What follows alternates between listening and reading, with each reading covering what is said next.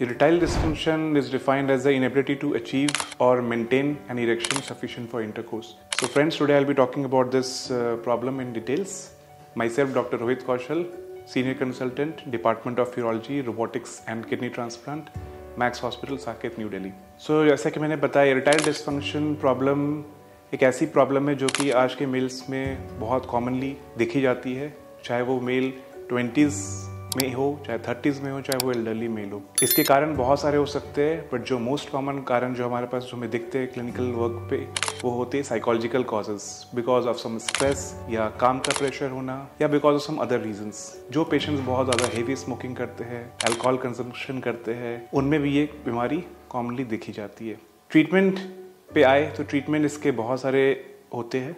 सबसे पहला ट्रीटमेंट हम उनको काउंसिल करते हैं, उनको एक साइकेट्रिक कंसल्टेशन कराते हैं, बिकॉज बहुत सारे पेशेंट्स में एंजाइटी या डिप्रेशन पाया जाता है, जिसको ठीक करने से या ट्रीटमेंट देने से उनमें इरेक्शन अच्छे आने लगते हैं। अपार्ट फ्रॉम दिस, उनको हम लाइफस्टाइल चेंजेस एडवाइस करते हैं, जैसे कि उनको स्मोकिंग स्टॉप करने के लिए एडवाइस की जाती है, अल्कोहल कंजम्पशन कम करने बोला जाता है, एंड एक हेल्दी लाइफस्टाइल अडेप्ट करने बोला जाता है, लाइक जैसे कि रेगुलर फिजिकल एक्टिविटी, एक balanced diet and regular exercise, ये सब चीज़ें उनको एडवाइस की जाती है। इसके अलावा हमारे पास बहुत सारे मेडिकेशंस अवेलेबल होती है डिफरेंट टाइप्स के, जो हम उनको एडवाइस करते हैं, जिनमें प्राइमरीली हम जो उनको मेडिसिन देते हैं वो ऑन डिमांड बेसिस देते हैं, यानी कि जब भी whenever they feel like performing they can take the medications. Apart from this, हम उनको कुछ और मेडिसिन भी देते हैं जो कि वो डेली बेसिस पे ले सकते हैं, जिससे भी देखा गया कि इरेक्शंस बहुत ज़्यादा इंप्रूव हो जाते हैं। So most of the patients in medicine, lifestyle changes, counselling and psychosexual counselling से ही इंप्रूव हो जाते हैं। कुछ परसेंटेज ऑफ पेशेंट्स जो इन सब के बावजूद भी रिस्पॉन्ड नहीं करते, ट्रीटमेंट को सेटिस्फाइड नहीं होते हैं अपने परफॉर्मेंस से, तो उनके पास हमारे लिए next step of therapy available होता है, जो कि होता है वैक्यूम इरेक्शन डिवाइसेस। ये एक ऐसी डिवाइस होती है जिससे कि अप्लाई करके ऑर्गन के ऊपर आर्टिफिशियल इरेक्शंस पाई जाती है।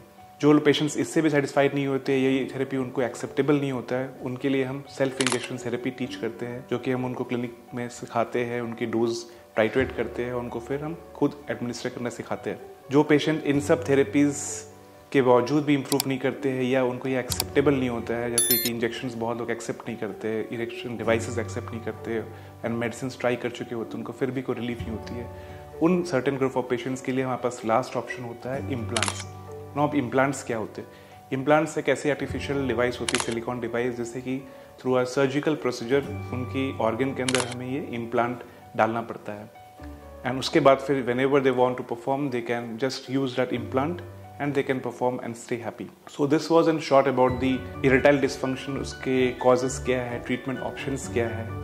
So friends, please stay tuned to my channel and look out for my upcoming videos. Please share any of your queries on the below number. Thank you.